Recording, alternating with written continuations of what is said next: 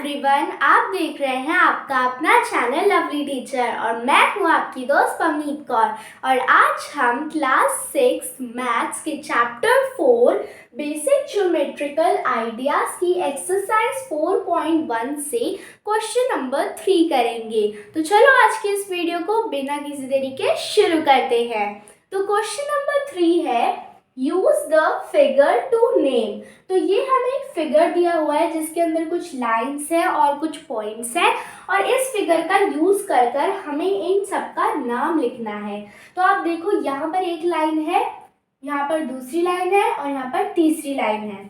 तो हम पहला पॉइंट पढ़ते हैं जो कि है लाइन कंटेनिंग पॉइंट ई। तो सबसे पहले इस फिगर में हम पॉइंट ई को ढूंढेंगे क्योंकि जो पॉइंट यहाँ पर हमारा ए पार्ट है वो हमसे पूछ रहा है कि ई पॉइंट किस लाइन कौन सी लाइन जो है ई पॉइंट को कंटेन करती है। तो सबसे पहले हम ई पॉइंट को ढूंढेंगे। तो ये रहा हमारा ई पॉइंट, ये रहा ई पॉइंट। अब ये कौन सी लाइन पे, आप देखो ये इस वाली लाइन पर है और ये वाली लाइन कौन सी है, ए ई। तो यहाँ पर हम लिख देते हैं ए ई। और जब भी हम लाइन का नाम लिखते हैं तो हम उसके ऊपर लाइन का सिंबल लगाते हैं जो कि है इस तरीके से। लाइन खींची, दोनों तरफ से एरो बना दिया। अब हम बी पार्ट देखते हैं जो कि है लाइन पासिंग थ्रू ए से कौन सी लाइन जो है पास होकर जा रही है। तो कौन सी लाइन जा रही है, यही जा रही है जो कि है ए ई। कौन सी, ए ई। तो हम लिख देते हैं यहाँ पर ए ई। इस पर भी हम लाइन का जो है सिंबल लगा देंगे क्योंकि अभी भी हम लाइन का ही नाम जो है लिख रहे हैं। फिर यहाँ पर line on which O lies, line on which O lies. O कौन सी लाइन पर है, तो आप देखो यहाँ पर है ओ, इस लाइन पर है ओ जो कि है सी ओ। और जब भी हम लाइन का नाम लिखते हैं तो हम पॉइंट्स को उल्टा पुल्टा कर कर भी लिखेंगे तो चल जाएगा। यहाँ पर आप देखो, यहाँ पर काफ़ी सारे पॉइंट्स हैं। अगर हम ए बी लिखेंगे तो वो सिर्फ इतनी सी ही लाइन होगी और हमारा ई पॉइंट उसके अंदर नहीं आएगा, इसलिए हमने ए ई लिखा। और यहाँ पर हम सी ओ या फिर ओ सी कुछ भी यहाँ पर हम लिख सकते हैं।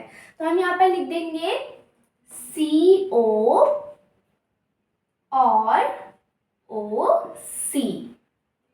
उसके बाद अब हम डी पार्ट को देखते हैं जो कि है two pairs of intersecting lines. सबसे पहले तो हम ये जानते हैं कि इंटरसेक्टिंग लाइंस क्या होती हैं। दो लाइंस जो कि एक दूसरे से इंटरसेक्ट होकर, कनेक्ट होकर, जॉइन होकर एक दूसरे के ऊपर से निकलती हैं, उसे हम कहते हैं इंटरसेक्टिंग लाइंस। कुछ इस तरीके से, ये एक लाइन है, ये एक लाइन है, ये इंटरसेक्ट होकर निकल रही है तो वो क्या हुई, इंटरसेक्टिंग लाइंस। अब आप देखो यहाँ पर आपको इंटरसेक्टिंग लाइंस दिख रही हैं, हाँ दिख रही है, ये देखो और ये देखो। अब यहाँ पर आप देखो हमें दो पेयर बताने हैं इंटरसेक्टिंग लाइंस के। तो यहाँ पर सबसे पहले तो हम देखेंगे, यहाँ पर एक इंटरसेक्टिंग लाइन है जो कि है एफ ई या फिर ई एफ, और ये एक लाइन है जो कि एफ ई के ऊपर से जा रही है। तो यहाँ पर है ए ई। तो हम एक पैर तो ये लिख देते हैं, हमें दो पैर लिखने हैं यहाँ पर। हम एक पैर ये लिख देते हैं ई एफ या और ए ई, एक पैर ये हो गया तो लिख देते हैं ई एफ और ए ई, ये एक पैर हो गया। अब हम सेकेंड पैर ढूंढते हैं। तो आप देखो ये इंटरसेक्टिंग पॉइंट है, जो लाइंस के बीच में यहाँ पर जो पॉइंट है वो इंटरसेक्टिंग पॉइंट होता है। तो ई यहाँ पर इंटरसेक्टिंग पॉइंट है और यहाँ पर है बी। तो आप देखो यहाँ पर भी एक लाइन है ए ई और यहाँ पर है सी ओ। इसका मीन्स एक और पेयर ये है क्योंकि सी ओ वाली जो लाइन है वो ए ई के ऊपर से जा रही है। तो हम यहाँ पर लिख सकते हैं सी ओ और ए ई, ये हमारा एक और पेयर जो है बन जाएगा। तो आप देखो हमने ये वाला क्वेश्चन भी कंप्लीट कर लिया है। सबसे पहले हमसे पूछा गया लाइन कंटेनिंग पॉइंट ई, तो हमने लिख दिया ए ई। फिर हमसे पूछा गया लाइन पासिंग थ्रू ए, हमने लिख दिया ए ई। उसके बाद हमसे पूछा गया line on which O lies, तो हमने लिख दिया CO या फिर OC।